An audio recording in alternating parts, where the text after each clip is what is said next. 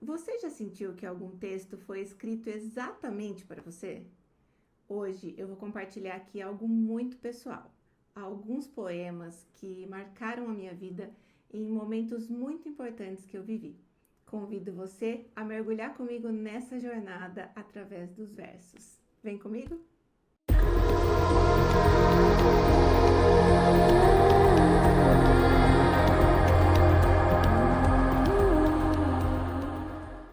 O primeiro momento que eu quero compartilhar foi o luto pela minha avó.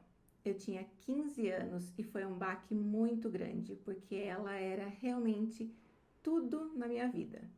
Então eu encontrei, os versos me encontraram. Rayane Leão, foi do livro Tudo Nela Brilha e Queima. Nosso amor foi tão imenso que a ausência agora tem nome de oceano e eu ainda estou aprendendo a navegar.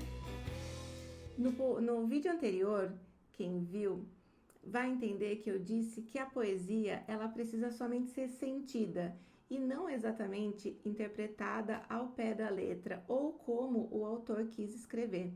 Apesar desse poema começar com Nosso amor foi tão imenso, pode ter várias representações, né? A princípio, alguém pode pensar que esse amor é um amor romântico, mas eu, na ocasião em que eu li esse poema, eu me dirigi ao amor que eu tinha à minha avó. Então, como eu falei naquele vídeo, a poesia pode ter interpretações diferentes para cada pessoa e não existe certo e errado. Eu vou deixar aqui para vocês verem quem não viu, tá bom? Essa poesia foi essencial porque ela descreve exatamente o que eu senti na perda da minha avó.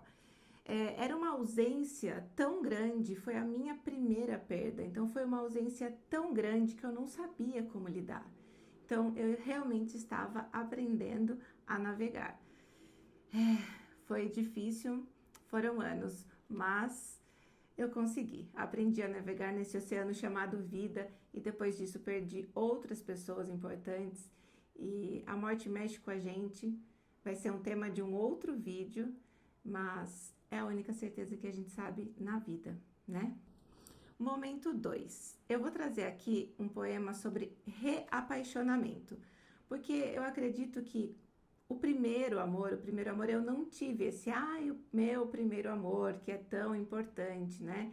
Para mim foi uma coisa mais leve. E em algum momento da minha vida eu tive um reapaixonamento que foi uma coisa mais brutal. E o poema do Braulio Bessa fala muito sobre isso. Amor é recomeço, é estar pronto para sentir 100 vezes se precisar. Amor é renascer quando alguém voltar a te olhar e você voltar a sorrir. Então, eu acho que é muito isso que acontece quando a gente deixa um amor, a gente perde um pouquinho do brilho por alguns momentos e depois, quando volta a se apaixonar, seja por uma outra pessoa, seja pela vida, seja por você mesmo, o brilho volta. Então, esse poema do Braulio me fez reviver um momento de reapaixonamento. E também eu já disse em outros vídeos, a poesia às vezes não te encontra no exato momento que você está vivendo aquilo. Ou ela te encontra no momento que você ainda não a entende. Mas com certeza, em algum momento da sua vida, você, aquela poesia que eu li, aquilo que falava, nossa, tá fazendo sentido só agora. E é muito disso também. Ou você pode ler uma poesia e falar, nossa, é exatamente o que eu estou sentindo. Então, ela não tem data, ela não tem certo, ela só é para ser sentida. O momento 3 que eu escolhi foi a conquista de um diploma universitário. Eu fui a primeira da minha família a ir para a universidade e, consequentemente, no dia da minha formatura, era uma explosão de sentimentos, né? Eram vários sentimentos ao mesmo tempo. E eu li uma poesia da Mel Duarte. Ela é uma poetisa contemporânea que fala sobre conquista, sobre força, sobre empoderamento. Eu venci e foi meu passo que abriu caminho. Entre livros, medos, entre noites sem dormir. Eu venci e ninguém tira isso de mim. Era exatamente aquilo que eu estava sentindo. Essa foi a poesia que me encontrou no momento. Porque era aquilo. Eu venci venci e eu tinha passado noites sem dormir. Todo mundo sabe como que é fazer o último ano de faculdade, o TCC, o estágio e tudo. E você acaba naquele furor de tipo, meu Deus, eu quero que acabe logo e meu Deus, eu não quero que acabe porque isso é muito bom. Então é aquele misto de sensações e aqui fala, entre noites sem dormir, eu venci e ninguém tira isso de mim.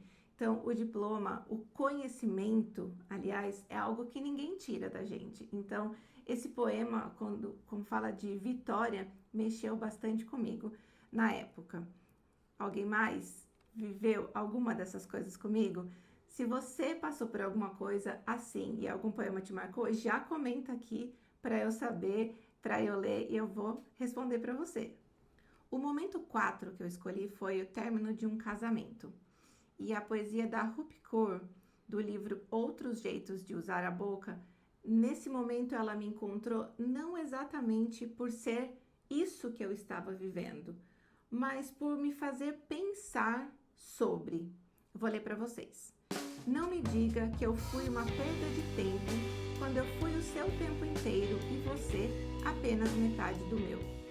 Nesse momento eu não foram os versos exatos que me tocaram porque eu estava vivendo, mas sim me fez pensar sobre o tempo e sobre os relacionamentos, sobre o tempo que a gente dá para outras pessoas, o tempo que a gente se dá, o quanto a gente se dá para outra pessoa, o quanto a gente guarda para a gente. Então, como eu já falei em outros vídeos, a poesia ela te encontra de diversas formas. E dessa vez é um exemplo claro que essa poesia me encontrou de uma forma que me fez refletir na vida, não necessariamente nas suas linhas. E eu achei interessante trazer isso para vocês porque é um exemplo clássico daquilo que eu falo de que nem sempre a poesia precisa te tocar exatamente pelo seu verso, mas por diversos caminhos. Momento 5 que eu escolhi foi uma doença que incapacita a continuação da carreira. Eu tive uma lesão na coluna que me incapacitou de fazer o que eu mais gostava dentro da minha profissão, que era dar aulas coletivas, aulas de ginástica, aulas de dança. E na primeira vez que eu me machuquei, eu ainda voltei. Aí da segunda vez que eu me machuquei, eu fui proibida de voltar aos palcos.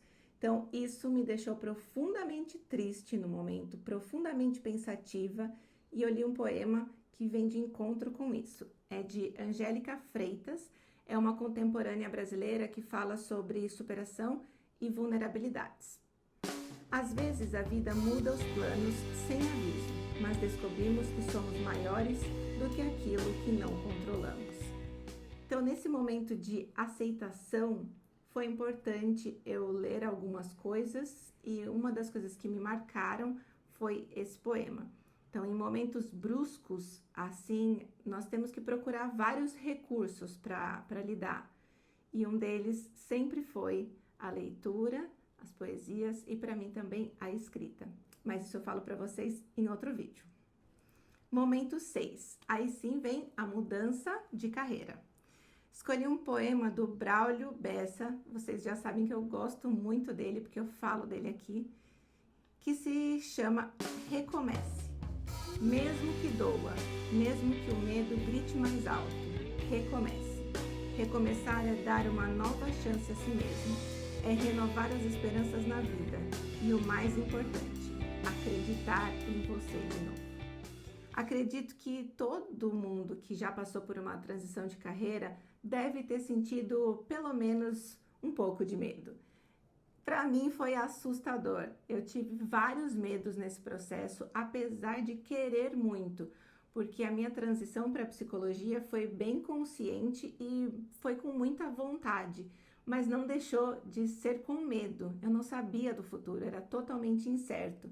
E as palavras recomece e acreditar em você de novo foram importantes para mim nessa jornada.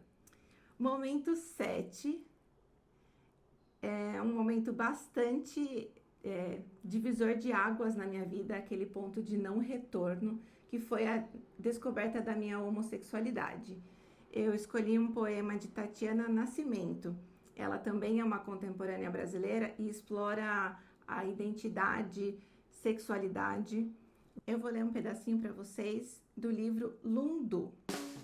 Amar uma mulher foi aprender a amar a mim mesma, foi descobrir no meu peito uma coragem que sempre esteve ali. Gente, foi inspirador ler, além desse poema, ler outros poemas, ler Tatiana Nascimento, e esses versos foram importantes no meu processo de autoconhecimento e aceitação.